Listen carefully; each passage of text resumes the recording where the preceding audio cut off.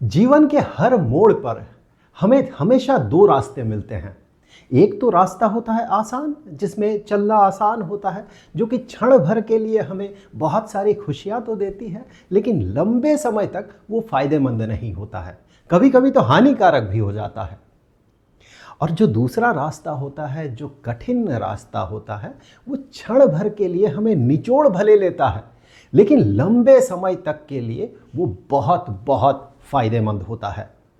तो जब हम पढ़ाई करते हैं उस समय भी हम हमेशा उस दो राही में खड़े होते हैं कि इधर जाएं या उधर जाएं। क्या हम शॉर्टकट अपनाएं, फॉर्मूला रट ले, उसे अप्लाई कर ले, बात खत्म कर दे, या फिर उन सब को करने के बाद वो फॉर्मूला आया कहाँ से है, उसका सोर्स क्या है, उसे और किस किस तरीके से तोड़ मरोड़ कर घुमा फिरा के देखा जा सकता है, इस रास्ते को भी चुना जा सकता है। तो अगर आप मोमेंट ऑफ फोर्स, जिसे हम प्यार से टॉर्क कहते हैं, अगर आप मोमेंट ऑफ फोर्स पढ़ रहे हैं, उस समय भी आप इस दो धारी में खड़े हैं। हम सब जानते हैं कि मोमेंट ऑफ फोर्स यानी कि टॉर्क ये होता है, जो फोर्स है वो तो रिस्पॉन्सिबल होता ही है एक फोर्स का रोटेशनल इफेक्ट। रोटेशनल मोशन में फोर्स का कितना रिस्पॉन्सिबिलिटी है या फिर फोर्स क्या इफेक्ट डाल रहा है, ये होता है मोमेंट ऑफ फोर्स। तो घुमाने के लिए रोटेशनल मोशन में सिर्फ फोर्स अकेला जिम्मेदार नहीं होता है, बल्कि वो फोर्स कहाँ पर लग रहा है ये भी काफ़ी इंपॉर्टेंट होता है। जैसे कि अगर इस बॉडी का रोटेशन अबाउट दिस एक्सिस हो रहा हो, ये वो एक्सिस अगर हो, और इस पॉइंट में एफ फोर्स का एप्लीकेशन हो रहा हो, जो पॉइंट इस एक्सिस से आर डिस्टेंस, परपेंडिकुलर डिस्टेंस दूर है, यानी कि इसे अगर आप ओरिजिन माने या रेफरेंस पॉइंट माने, तो पॉइंट ऑफ एप्लीकेशन का जो पोजीशन वेक्टर है वो अगर आर वेक्टर हो, तो फिर कहा जाता है मोमेंट ऑफ फोर्स, यानी फोर्स का रोटेशनल इफेक्ट वाला vector, which is also called torque, that is equal to r crossed with F.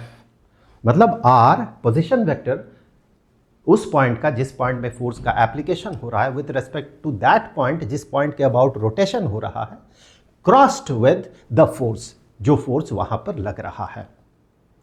तो ये तो हम सब जानते हैं, ये नॉर्मली हम लोग इसका एप्लीकेशन भी काफ़ी कर लेते हैं, बहुत सारे न्यूमेरिकल सॉल्व कर लेते हैं, लेकिन ये आया कहाँ से है, इसका सोर्स क्या है। इसका सोर्स का अगर आप डेरिवेशन देखेंगे तो ये बड़ा आसान सा डेरिवेशन है, और वो आपको बहुत कुछ बता सकता है अगर आप उसके बारे में सोचे तो देखिए, जैसे कि ट्रांसलेशनल मोशन में होता है, पहले तो देखना होगा हमें इसकी ज़रूरत क्यों है। तो इसकी ज़रूरत को समझने के लिए आप दो नज़रिए से इसे समझ सकते हैं। एक तो एनर्जी के पॉइंट ऑफ व्यू से इसे समझ सकते हैं, और दूसरा एंगुलर एक्सीलरेशन के पॉइंट ऑफ व्यू से आप इसे समझ सकते हैं। एनर्जी के पॉइंट ऑफ व्यू से इसे समझना रिलेटिवली आसान होता है, जबकि अगर आप एंगुलर एक्सीलरेशन के पॉइंट ऑफ व्यू से इसे समझने की कोशिश करेंगे तो आपको एक नया फिजिकल क्वांटिटी इंट्रोड्यूस करना होगा, जिसे कि कहा जाता है मोमेंट ऑफ इनर्शिया। तो इसीलिए उस पार्ट को बाद के लिए छोड़ा जाता है। नॉर्मली आप एनर्जी के पॉइंट ऑफ व्यू से इसे समझने की कोशिश कर सकते हैं, बड़े आसानी से आप समझ सकते हैं। जैसे कि ट्रांसलेशनल मोशन अगर किसी बॉडी में हो रहा है, लेट्स से ये एक बॉडी है और इसमें एक फोर्स इस तरह से लगा, जिस फोर्स के कारण इस बॉडी में छोटा सा डिस्प्लेसमेंट हुआ, इनफाइनाइटेसिमल डिस्प्लेसमेंट हुआ। क्योंकि नॉर्मली हम लोग जो फिजिक्स के डेरिवेशन करते हैं वो इनफाइनाइटेसिमल चीज़ों के साथ करते हैं, इनफाइनाइटेसिमल टाइम, इनफाइनाइटेसिमल डिस्टेंस। ऐसा क्यों करते हैं? क्योंकि उन्हीं इनफाइनाइटेसिमल एलिमेंट्स को मिला मिला के हम बड़ा कर सकते हैं, लेकिन एक बड़े को उतना आसानी से तोड़ के छोटे में क्या इफेक्ट होगा ये जानना बड़ा मुश्किल होता है। इसीलिए हम लोग छोटे से शुरू करते हैं। साधारणतः हम कहते हैं अगर एक फोर्स लगा एक बॉडी पे जिसपे कि ds डिस्प्लेसमेंट हुआ, तो हम कहते हैं यहाँ पर जो एक छोटा सा वर्क डन हुआ, जो काम हुआ इस फोर्स के कारण जो काम बना, ये होता F dot ds, force dotted with ds, force dot displacement, that is equal to work done. अब ये तो ट्रांसलेशनल मोशन में होता है। अगर हम रोटेशनल मोशन में ही इसका जो एनालॉगस बिहेवियर हम लाना चाहते हैं, यानी कि एक बॉडी इस तरह का बॉडी है जिसमें कि ऐसे इस डायरेक्शन में रोटेशन हो रहा है, लेट अस से दिस इज अ पॉइंट, ये पॉइंट घूम के थोड़ा सा घूमा, हल्का सा घूमा और घूम के ये पॉइंट यहाँ पर पहुँच गया। एंड लेट अस से कि इसका जो डिस्प्लेसमेंट है, एंगुलर डिस्प्लेसमेंट, ये एंगुलर डिस्प्लेसमेंट यहाँ से यहाँ तक का एंगुलर डिस्प्लेसमेंट बहुत छोटा सा डिस्प्लेसमेंट हुआ। Let us say that angular displacement is D theta. Theta से हम एंगल को डिनोट करते हैं, बहुत छोटा सा एंगल डिस्प्लेसमेंट हुआ तो डी थीटा। तो यहाँ पर भी एक फोर्स का एप्लीकेशन हुआ, एक फोर्स के एप्लीकेशन के कारण इसमें एक रोटेशन हुआ। अब यहां पर जो उस फोर्स के कारण वर्क डन होगा वो कैसा होगा? तो यहां पर भी अगर हम इसी तरह का व्यवहार से या इसी तरह का एक रिलेशन बनाना चाहते हैं जहां पर कि डिस्प्लेसमेंट लीनियर ना होके डिस्प्लेसमेंट एंगुलर हो, यानी रोटेशनल डिस्प्लेसमेंट हो, एंगुलर डिस्प्लेसमेंट हो, तो उस समय भी इस पूरे इवेंट में हुए वर्क डन को हम अगर चाहें कि हम ds के जगह, लीनियर डिस्प्लेसमेंट के जगह हम यहां पर एंगुलर डिस्प्लेसमेंट रखें, चूंकि यहां रोटेशनल मोशन हो रहा, तो angular displacement in place of linear displacement, यहां पर हम उसे रखें और यहां पर हम एक वेक्टर क्वांटिटी डिफाइन करें, जैसे यहां पर force dotted with ds that is equal to work done. यहां पर हम चाहते हैं कि हम एक वेक्टर क्वांटिटी डिफाइन ऐसा करें जिसके साथ कि डी थीटा का डॉट प्रोडक्ट वर्क डन के बराबर हो जाए। जब हम इस इंटेंशन से आगे बढ़ते हैं तो हम जिस वेक्टर को पाते हैं उसी को टॉर्क या मोमेंट ऑफ फोर्स कहा जाता है। और ये पाया जाता है, क्लियरली ये दिखता है, एकदम क्रिस्टल क्लियर ये दिखता है, ये जो वेक्टर है जो रेस्पॉन्सिबल होगा work done is equal to that vector dotted with d theta, and वो हमें क्लियरली मिलता है आर क्रॉस्ड विद एफ। ये बहुत डिफिकल्ट नहीं है, बहुत आसान इसका डेरिवेशन है, बस थोड़ा सा धैर्य के साथ अगर आप इसे देखें और कुछ देर देखने समझने के बाद कुछ देर उस पर मनन करें तो ये हमेशा के लिए याद रह जाता है। और ये भी याद रखें कि ये सारी चीज़ें जो हम साधारणतः, हर एक की बात मैं नहीं कर रहा हूँ, साधारणतः इस लेवल पे 11वीं-12वीं के आपाधापी में हम लोग इसे इग्नोर करके आगे बढ़ जाते हैं। लेकिन जिस आगे के लिए हम बढ़ते हैं ना, वो जो आगे वाला जगह है, जब आप अंडर ग्रेजुएशन पोस्ट ग्रेजुएशन में जाएंगे, उस आगे वाले जगह में एप्लीकेशन ऑफ फॉर्मूला का कोई काम नहीं है, कोई खास काम नहीं है, बहुत छोटा सा काम है। वहाँ पर मेनली डेरिवेशन का काम होता है।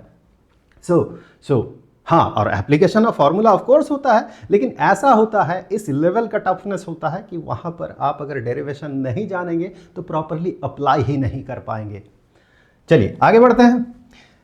अब सिचुएशन ऐसा किया जाए कि मिलेगा तो हमें यही। हाँ, आगे बढ़ने से पहले मैं आपको एक चीज़ यहाँ पर बता देता हूँ कि जब भी कोई फिजिकल क्वांटिटी जिसमें कि रोटेशनल इफेक्ट हो या फिर रोटेशन के साथ एसोसिएटेड हो, अगर उसे वेक्टर की तरह ट्रीट किया जाए, वेक्टर क्वांटिटी की तरह ट्रीट किया जाए, तो साधारणतः मोस्ट ऑफ द केसेस अगर नॉर्म्स को सारे फॉलो किया जाए तो आपको उसका एक डायरेक्शन भी मिलता है।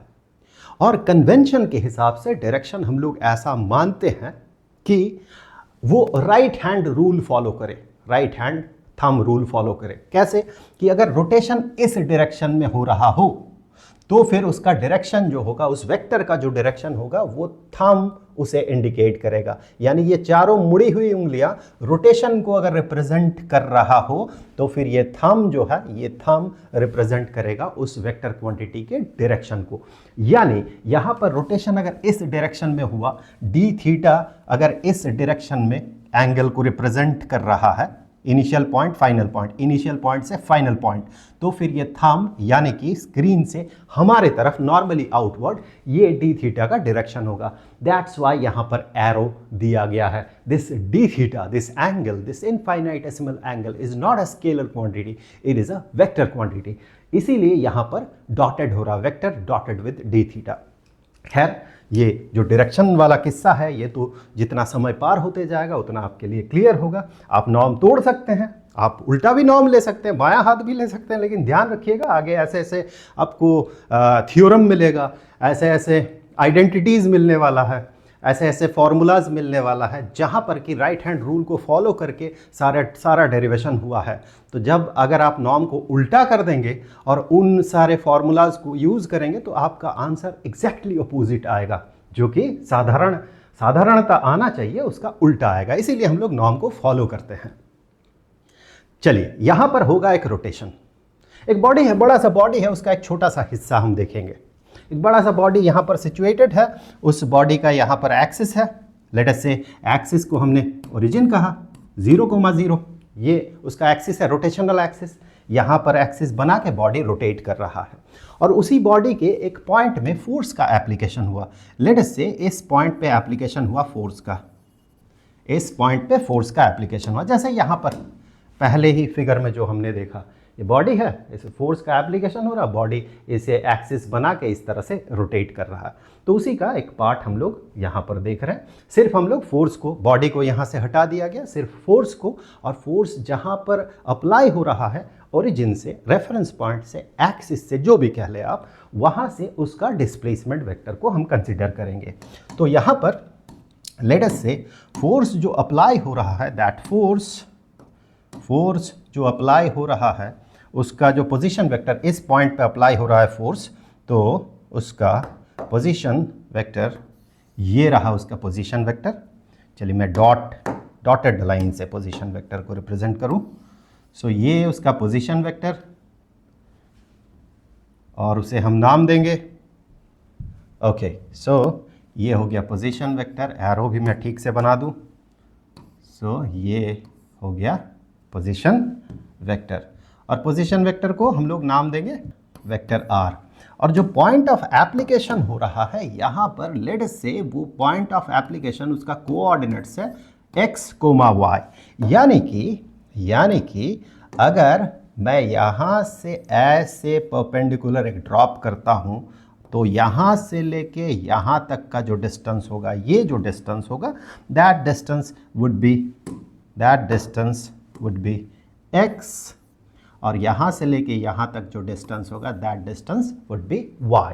यानी कि हम यहाँ पर ये कह सकते हैं, this position vector can be written as x i cap plus y j cap. x i cap plus y j cap, इन दोनों को जोड़े तो ये वेक्टर मिलेगा। अब यहाँ पर एप्लीकेशन होगा फोर्स का। फोर्स का पॉइंट ऑफ एप्लीकेशन यहाँ पर है, एंड लेट अस से एक आर्बिट्ररी डायरेक्शन में हमने फोर्स को कंसीडर किया। लेट अस से फोर्स इस ऐसे आर्बिट्ररी डायरेक्शन में एक्ट कर रहा है, और let us say that force is F vector. Okay fine. तो चूंकि यहाँ पर एक्सिस बना के ये बॉडी रोटेट करेगा, तो फोर्स जिस पॉइंट में एप्लीकेशन हुआ फोर्स का, उस पॉइंट का जो मूवमेंट होगा, पॉइंट का जो मोशन होगा, वो इस डॉटेड लाइन के अलाउंग होगा। इस डॉटेड लाइन, ये सर्कल का एक पार्ट है, ऐसा सर्कल जिसका की सेंटर यहाँ पर हो। ठीक है, अब फोर्स के एप्लीकेशन के कारण एक छोटा सा डिस्प्लेसमेंट हुआ। फोर्स के एप्लीकेशन के कारण यहाँ पर एक छोटा सा डिस्प्लेसमेंट हुआ। लेट अस से बहुत छोटा डिस्प्लेसमेंट है, इनफाइनाइटेसिमल डिस्प्लेसमेंट, ds डिस्टेंस। सो एक इनफाइनाइटेसिमल डिस्प्लेसमेंट हुआ, ds डिस्प्लेसमेंट हुआ। चूंकि हमें दिखे इसीलिए मैं इसे बड़ा करके ड्रॉ कर रहा हूं। अब ये जो ds वेक्टर है, इस ds वेक्टर को हम इसके दो कंपोनेंट्स में स्प्लिट कर सकते हैं। एक तो ये कंपोनेंट और दूसरा ये कंपोनेंट। इन दोनों कंपोनेंट्स को जोड़ने से ये वाला ds वेक्टर मिलेगा। इसे हम चलिए नाम दे देते हैं, ये जो लेंथ है, ये जो कंपोनेंट है, लेट अस से उस कंपोनेंट को हम नाम दे देते हैं, दिस इज dx, और ये जो कंपोनेंट है दैट इज dy। ठीक है, अगर वेक्टर के तौर पे आप इसे देखें, मैं थोड़ा सा एनलार्ज कर दूं। अगर आप इसे वेक्टर के तौर पे देखें तो ये वेक्टर हो जाएगा dx इंटू नेगेटिव आई कैप। वैसे इनटू नहीं कहना चाहिए मुझे, dx नेगेटिव आई कैप यानी कि नेगेटिव dx आई कैप, और इसे अगर वेक्टर के तौर पे आप देखें तो ये बन जाएगा dy j कैप, यानी कि dy j cap minus dx i cap is equal to ds vector. ठीक है, ओके ओके। तो अब यहां पर फोर्स को भी मैं दो कंपोनेंट्स में स्प्लिट कर लेता हूं, क्योंकि हमें वर्क डन देखना है। हम कह तो सकते हैं F dotted with ds is equal to work done, लेकिन फायदा हमें तभी होगा ना जब उसका कोई हम कॉन्क्रीट ऐसा वैल्यू जिसे हम यूज़ कर सकते हैं उस वैल्यू के तौर पे रिप्रेजेंट करें। जैसे कि यहाँ पर dx अगर वहाँ पर अपीयर करे, dy अगर वहाँ पर अपीयर करे वर्क डन में, तो वो ज़्यादा फायदेमंद होगा, क्योंकि इसे हम आगे यूटिलाइज कर सकते हैं। और ds ही dx और dy में स्प्लिट किया है, तो हम आसानी से ds को dx और dy के तौर पे रिप्रेजेंट कर सकते हैं। तो for the sake of that, for the sake of simplicity, हम इस f को दो कंपोनेंट्स में स्प्लिट कर लेते हैं। एक तो कंपोनेंट बना ये हॉरिजॉन्टल कंपोनेंट, और इसका ये बना वर्टिकल कंपोनेंट। ये जो हॉरिजॉन्टल कंपोनेंट है इसे ऑब्वियसली हम कहेंगे f सब x, और ये जो वर्टिकल कंपोनेंट है ये बन जाएगा f सब y, यानी कि f वेक्टर जो है that is equal to f sub x i cap plus f sub y j cap. अगर यहां पर वर्क डन आपको पता करना है which is f dot ds, अगर यहां पर वर्क डन आपको पता करना है तो एक ऑल्टरनेट तरीका जो होगा, ज़्यादा रीजनेबल तरीका होगा, ज़्यादा प्रैक्टिकल तरीका होगा, वो ये कि आप देखें fx जो हॉरिजॉन्टल कंपोनेंट है फोर्स का, उसके कारण हॉरिजॉन्टल डायरेक्शन में कितना डिस्प्लेसमेंट हुआ, दैट मीन ये horizontal component into the displacement का हॉरिजॉन्टल कंपोनेंट, और वर्टिकल कंपोनेंट जो फोर्स का है उसके कारण वर्टिकल डायरेक्शन में कितना डिस्प्लेसमेंट हुआ। इन दोनों को जोड़ दे तो टोटल वर्क डन होगा। दैट मीन fx और dx का प्रोडक्ट, पॉजिटिव नेगेटिव बाद में बात करेंगे, fx और dx का प्रोडक्ट जो कि हॉरिजॉन्टल डायरेक्शन में जो डिस्प्लेसमेंट हुआ due to horizontal component of force, वो वर्क डन, और यहाँ पर fy dy जो है ये हमको वर्टिकल डायरेक्शन में जो डिस्प्लेसमेंट हुआ due to the vertical component of the force, वो वर्क डन हमें देगा।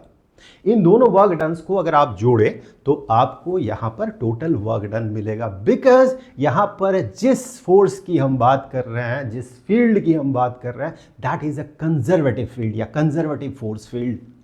यहां पर कोई फ्रिक्शन है नहीं। सो कंजर्वेटिव फोर्स के कारण वर्क डन जो होगा, चाहे आप इस पाथ में कंसीडर करें, इस पाथ में कंसीडर करें तो वर्क डन जितना होगा, आप कोई दूसरे पाथ में भी कंसीडर करें तो वर्क डन उतना ही होगा।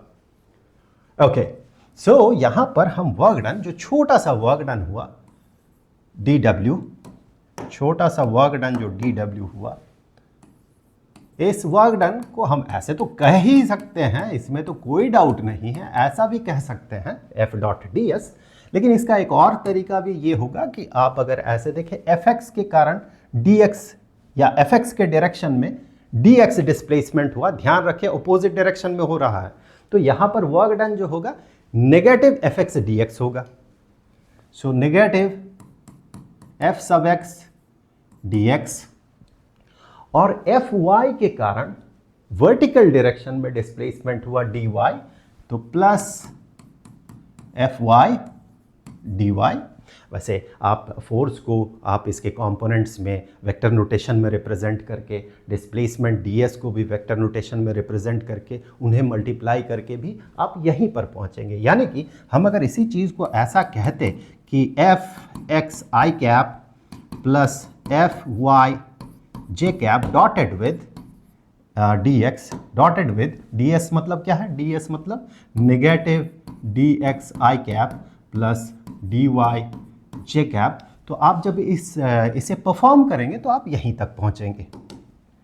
ये थोड़ा ज़्यादा टेक्निकल है। ओके, सो ये हमें मिल गया dw, छोटा सा वर्क डन जो हुआ। अब यहां पर गौर करने वाली बात यह है कि dx और dy, ये फिलहाल इसे लेके हम ज़्यादा काम नहीं कर सकते हैं। समहाउ हमें इस वेक्टर को इंट्रोड्यूस करना है, इस dr वेक्टर को इंट्रोड्यूस करना है, और साथ ही साथ हमें इंट्रोड्यूस करना है d थीटा को।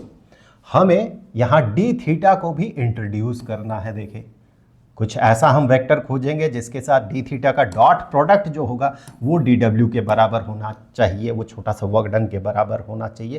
दैट मीन हमें d थीटा को इंट्रोड्यूस करना होगा यहाँ पर, और साथ ही साथ हमें r को यूटिलाइज करना होगा, पोजीशन वेक्टर r को यूटिलाइज करना होगा। अब d थीटा यहाँ पर होगा कितना, देखिए ये जो छोटा सा डिस्प्लेसमेंट हुआ उसके कारण एंगुलर डिस्प्लेसमेंट कितना हुआ, तो उसके कारण आप पाएंगे एंगुलर डिस्प्लेसमेंट जब हम पता करेंगे तो उसके कारण एंगुलर डिस्प्लेसमेंट, ये एंगुलर डिस्प्लेसमेंट हुआ। Let us say that is a very small angular displacement. Obviously यहाँ पर स्मॉल लीनियर डिस्प्लेसमेंट ds हो रहा, तो एंगुलर डिस्प्लेसमेंट d थीटा, और यहाँ से यहाँ तक का एंगल जो है, let us say that angle is theta. हाँ, ओके। सो हमें समहाउ यहाँ पर हमें इंट्रोड्यूस करना होगा r को, हमें इंट्रोड्यूस करना होगा d थीटा को। कैसे इंट्रोड्यूस कर सकते हैं यहाँ पर, ये भी बड़ा मज़ेदार बात है। सिंपल सा हमें लॉजिक लेंगे। ये वाला ट्राइंगल जो है, इस ट्राइंगल को आप देखें और आप ये वाला ट्राइंगल देखें, ये दोनों ट्राइंगल्स ना, ये दोनों ट्राइंगल, ये वाला ट्राइंगल और ये वाला ट्राइंगल, ये दोनों ट्राइंगल्स जो है सिमिलर ट्राइंगल्स हैं। तो यहाँ x y d x d y और ये आर और ये डी एस इंटर रिलेटेड होगा। कैसे, मैं इसे ड्रॉ करता हूँ एक बार, इसे फ्रेश ड्रॉ करना चाहिए हमें। तो ये जो है ये क्या रिप्रेजेंट कर रहा है, ये आर को रिप्रेजेंट कर रहा है, वेक्टर आर को, ये x को रिप्रेजेंट कर रहा है, ये y को रिप्रेजेंट कर रहा है, और ये जो है ये ds को रिप्रेजेंट कर रहा है। और साथ ही साथ अगर मैं यहाँ पर इसे ऐसे ज्वाइन कर देता हूँ यहाँ से लेके यहाँ तक, तो फिर ये जो है रिप्रेजेंट कर रहा होगा d थीटा को, ये d थीटा को रिप्रेजेंट कर रहा होगा, ये थीटा को रिप्रेजेंट कर रहा होगा, और ये dy को रिप्रेजेंट कर रहा है, ये dx को रिप्रेजेंट कर रहा है। dx मैं थोड़ा हटा के लिखूंगा यहाँ पर, ये dx को रिप्रेजेंट कर रहा है ये। अब अगर ये थीटा होगा, वैसे सिमिलैरिटी से आप बड़े आसानी से इसे आप प्रूव कर सकते हैं। फिर भी अगर मैं ट्रिगोनोमेट्री का सहारा लेता हूँ, क्योंकि टेक्निकली जब आपको लिखना होगा, रिप्रेजेंट करना होगा, तो ट्रिगोनोमेट्री से करेंगे। सो यहाँ पर ये एंगल थीटा होगा, तो ये एंगल भी थीटा होगा, because this is the horizontal line, ये भी हॉरिजॉन्टल लाइन है, ठीक है। ये अगर थीटा होगा तो ये 90 डिग्री माइनस थीटा होगा, हेंस ये एंगल जो है थीटा होगा।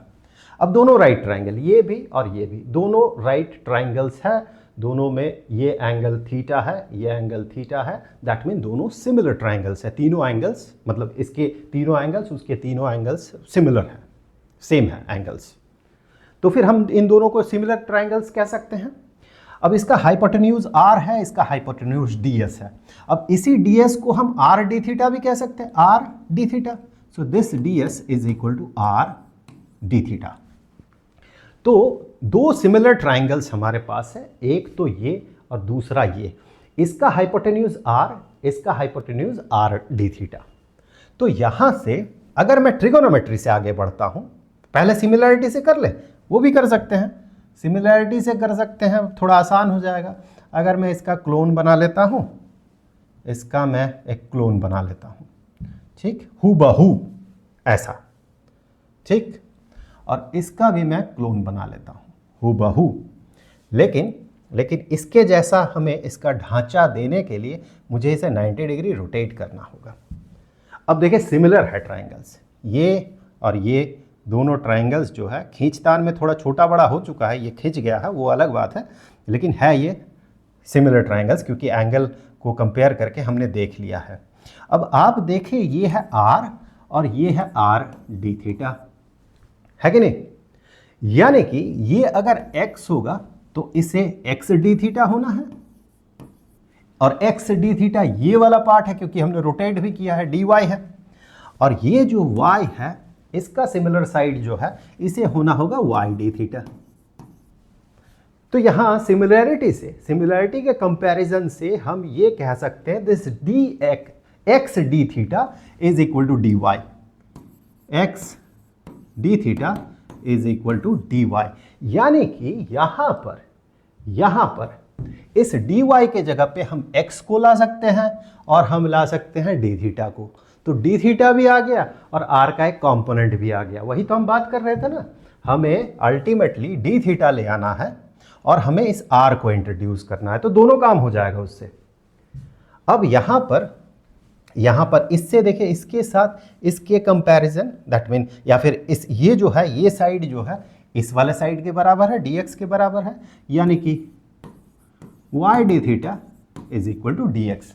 अगर आपको ये पसंद नहीं आता है तो आप ट्रिगोनोमेट्री से इसे प्रूव कर सकते हैं। जैसे कि अगर मैं यहां से मैं ले आता हूं साइन ऑफ थीटा, यहां से साइन ऑफ थीटा, वहां से साइन ऑफ थीटा ले लेता हूं, तो मैं कह सकता हूं sine of theta is equal to y divided by r, यहां से इस वाले ट्राइंगल से y divided by r, and यहां से हम कह सकते हैं sine of theta is equal to dx divided by r d theta, dx divided by r d theta. R r cancel कर दे तो यहां से हम कह सकते हैं कि dx is equal to y d theta. बात तो वही है, dx is equal to y d theta. अब यहां से कोसाइन ऑफ थीटा आप कंसीडर करें तो यहां से कोसाइन ऑफ थीटा हो जाएगा x divided by r, x divided by r, और वहां से कोसाइन ऑफ थीटा जो हो जाएगा ये हो जाएगा dy divided by r d theta, cosine dy divided by hypotenuse, adjacent divided by hypotenuse. तो यहां से भी आर आर कैंसिल कर दे। इन द सेम वे आपको यहां पर मिलेगा dy is equal to x d theta. ठीक है, तो इस रिलेशन को हम लोग यूज कर सकते हैं, dy is equal to x d theta और dx is equal to y d theta. Fine, तो यहां पर हम लिख सकते हैं, पहले इसे लिख ले, पॉजिटिव है, फिर नेगेटिव को लिखेंगे, एफ सब y इंटू डी वाई के जगह एक्स डी थीटा, और माइनस यहां पर एफ सब x इंटू y डी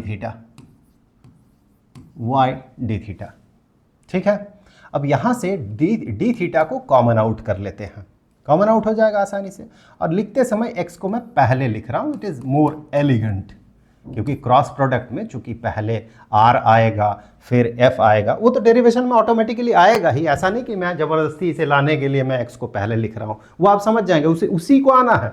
आप चाहे x को पहले लिखे या बाद में लिखे कोई फर्क नहीं पड़ता, r क्रॉस f ही हमें मिलेगा, f क्रॉस r नहीं मिलेगा। तो उसे लाने के लिए मैं जबरदस्ती ऐसा नहीं कर रहा हूं, मैं इसे एलिगेंट फॉर्म में दिखाने के लिए ऐसा लिख रहा हूं, ऐसा तरीका एलिगेंट होता है, अच्छा लगता है। Minus y f sub x into D theta. ठीक है, हमें डी थीटा मिल गया, लेकिन डी थीटा मिला तो है, लेकिन हमें यहां डी थीटा जो चाहिए वो वेक्टर फॉर्म में चाहिए। हमें डी थीटा कैसा मिला है? स्केलर फॉर्म में मिला है, मैग्नीट्यूड मिला है। यहां पर हमें डी थीटा का मैग्नीट्यूड मिला है, हमें उसका हमें ये जो है क्या कहते हैं, उसका डायरेक्शन अभी तक नहीं मिला है, सिर्फ स्केलर फॉर्म में हमें मैग्नीट्यूड मिला है। क्या किया जाए, हमें कौन सा कैसा डी थीटा लाना है? हम जो डी थीटा लाएंगे उसका डायरेक्शन क्या होगा? उसका डायरेक्शन के कैप होना चाहिए। जो रोटेशन हो रहा है हमारे कंसिडरेशन में, ये रोटेशन जो है ये इस डायरेक्शन में, एंटी क्लॉकवाइज डायरेक्शन में है, यानी उसका डायरेक्शन हमारे को कंसिडरेशन ऑफ कोऑर्डिनेट एक्सिस के हिसाब से ये एक्स एक्सिस है, ये वाई एक्सिस है, तो फिर वर्टिकली नॉर्मली आउटवर्ड आपके तरफ जो डायरेक्शन होगा वो एक्स से वाई फिर जेड हो जाएगा, ये जेड एक्सिस है। दैट मीन हमें उसका डायरेक्शन जो चाहिए, डी थीटा का डायरेक्शन के कैप चाहिए। यहां पर हम के कैप को कैसे इंट्रोड्यूस करें? हमें पता है कि कोई भी एक वेक्टर, यूनिट वेक्टर, अगर उसका लेंथ यूनिट हो, जैसे कि एक यूनिट वेक्टर के कैप है, उसके साथ उसी को अगर डॉटेड आप कर देते हैं, डॉट प्रोडक्ट ले लेते हैं, तो चूंकि इसका मैग्नीट्यूड 1 है, इसका मैग्नीट्यूड 1 है, दोनों को डॉट कर दे, दोनों का डायरेक्शन सेम है, तो अल्टीमेटली आपको 1 मिलता है। ये सब आप जानते हैं, काफ़ी बार इसे वेक्टर को यूज़ करते हुए आपने काफ़ी बार किया है। हमें समहाउ यहाँ पर के कैप लाना है इसके साथ, और इन दोनों को क्लब करेंगे तो आपको डी थीटा एज वेक्टर मिलेगा। सो उस के कैप को हम कैसे ला सकते हैं? ये जो पूरा का पूरा एक्सप्रेशन है इसे हम 1 से मल्टीप्लाई कर सकते हैं, यानी यहाँ पर हम के कैप डॉटेड विद के कैप कर सकते हैं। एक के कैप आप इसको उधार दे दें, मतलब ये पार्ट इसे मैग्नीट्यूड बनाते हुए एक के कैप इसको दे दें और एक के कैप इसको दे दें। तो अल्टीमेटली हम इसी चीज़ को ऐसे लिख सकते हैं, इसी चीज़ को हम ऐसे लिख सकते हैं एफ एक्स एफ सब वाई माइनस वाई एफ सब एक्स के cap dotted with d theta के कैप। अब ये डी थीटा के कैप जो है ये तो आपको दे देगा, ये आपको डी थीटा वेक्टर देगा। इस केस में डी थीटा इधर है तो इसका जो डायरेक्शन होगा नॉर्मली आउटवर्ड, जैसे कि हम लोगों ने बात किया, तो यहाँ पर ये हो गया d theta vector as vector, ये हमें वो मिल गया। ये हमें क्या रिप्रेजेंट कर रहा है? अगर आप क्रॉस प्रोडक्ट के रूल के हिसाब से चलते हैं, उसका एक नियम है, क्रॉस प्रोडक्ट के रूल के हिसाब से चलते हैं तो उस रूल को कंप्लीटली फुलफिल कर सकता है अगर आप वेक्टर आर और वेक्टर एफ का क्रॉस प्रोडक्ट कंसीडर करें, तो वो ये रूल कंप्लीटली, वो अपने रूल को फॉलो करते हुए जब आगे बढ़ेगा तो अल्टीमेटली आपको ये देगा। वो कैसे देगा? सो जब हम यहाँ से आगे बढ़ते हैं और जैसे कि हमने देखा कि आर जो है, r vector is x i cap plus y j cap, और जो एफ वेक्टर है that is F x i cap plus F y j cap. अगर इन दोनों का आप क्रॉस प्रोडक्ट करते हैं तो आप कैसे करेंगे? So R crossed with F, cross product का नियम को फॉलो करते हुए जब हम आगे बढ़ते हैं तो हम कुछ ऐसे करेंगे, आई कैप जे कैप के कैप, और पहले आर का जो मैग्नीट्यूड्स है, जो कंपोनेंट्स है, मुझे कहना चाहिए हर एक डायरेक्शन में, परपेंडिकुलर डायरेक्शन में जो उसका कंपोनेंट्स है, वो कंपोनेंट्स। अब आर का component along with I cap that is X, R का component along Y cap is, along J cap is Y, और के कैप के डायरेक्शन में इसका कोई कंपोनेंट नहीं है बिकॉज हम लोग एक्स वाई प्लेन में सारा काम कर रहे हैं। और एफ को देखें तो एफ का आई कैप के डायरेक्शन में कंपोनेंट एफ एक्स, जे कैप के डायरेक्शन में कंपोनेंट एफ वाई, और ये भी के कैप के डायरेक्शन में एग्जिस्ट नहीं कर रहा बिकॉज हमारा सारा कंसिडरेशन एक्स वाई प्लेन में ही हो रहा है। के प्लेन में कुछ मतलब अलोंग द जेड एक्सिस वहाँ पर कुछ भी इफेक्ट फिलहाल नहीं है, सिर्फ रोटेशनल इफेक्ट सारा है। अब इसे परफॉर्म कैसे किया जाए? इस पार्ट को आप एक बार रिपीट करके यहाँ लिख सकते हैं, वैसे आप प्रोफिशिएंट हो जाएंगे तो इसे लिखने की ज़रूरत नहीं होती है। इसे लिखेंगे तो जस्ट रेफरेंस के लिए यहाँ लिख रहा हूँ, ये कोई नियम नहीं है, यहाँ लिखना वैसे अलाउड नहीं है, नियम भी नहीं है ऐसा कुछ, ये हम अपने सहूलियत के लिए करते हैं। अब इसका जो रिजल्ट होगा, रिजल्ट कैसे होगा कि आई कैप के डायरेक्शन में मैग्नीट्यूड क्या होगा, जो भी इसका रिजल्ट है, this thing is result and that is equal to उसका तीनों कंपोनेंट में हमें रिजल्ट मिलेगा। मे बी तीनों कंपोनेंट के अलॉन्ग जो मैग्नीट्यूड होगा, मे बी कुछ जीरो भी हो जाए मैग्नीट्यूड, वो अलग बात है, लेकिन रिजल्ट जो है वो हमें तीनों डायरेक्शन में, तीनों एक्सीज में हमें वो रिजल्ट मिलता है। दैट मीन आई कैप के डायरेक्शन में मैग्नीट्यूड, जे कैप के डायरेक्शन में मैग्नीट्यूड एंड के कैप के डायरेक्शन में मैग्नीट्यूड।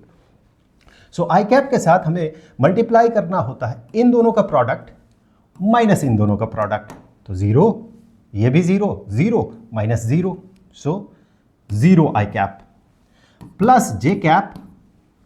अब जे कैप के डायरेक्शन में क्या करना है, जे कैप, उसके बाद इन दोनों का प्रोडक्ट माइनस इन दोनों का प्रोडक्ट, तो जीरो ये हो गया माइनस जीरो, तो यहां पर भी जीरो, और फिर के कैप, उसका जब आप के कैप के डायरेक्शन में मैग्नीट्यूड देखेंगे तो आप पाएंगे x F y minus y F x या एफ एक्स वाई, बात बराबर है, कोई फर्क नहीं पड़ता। X F y minus y fx, इनको आगे पीछे लिखने से कोई फर्क नहीं पड़ता। इसको आप x को बाद में लिखे, fy को पहले लिखे, कोई फर्क नहीं पड़ता। फर्क पड़ता है ये माइनस साइन यहाँ पर लगा दे, इसे प्लस साइन कर दे, तब ना फर्क पड़ेगा।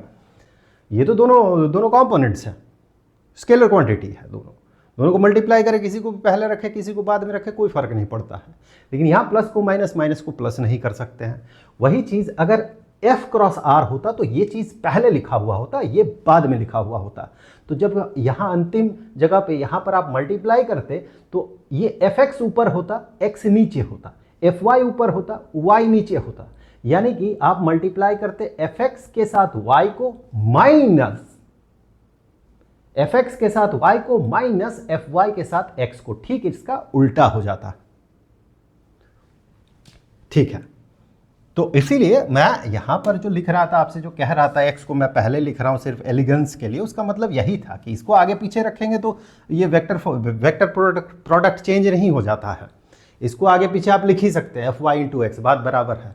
लेकिन इसे पहले लिखकर इसे माइनस कर दे तो फर्क पड़ता है, तो अलग बात है। सो जो रिजल्ट आया इन दोनों का क्रॉस प्रोडक्ट रूल को फॉलो करते हुए r और f के बीच का जो वेक्टर प्रोडक्ट हुआ, उसका जो रिजल्ट आया, वो रिजल्ट आप एग्जैक्टली हूबहू यहां पर पाएंगे। हूबहू यहां पर x fy minus y fx, x fy minus y fx, हूबहू वही हमें मिल रहा है। That mean this is a vector r cross f।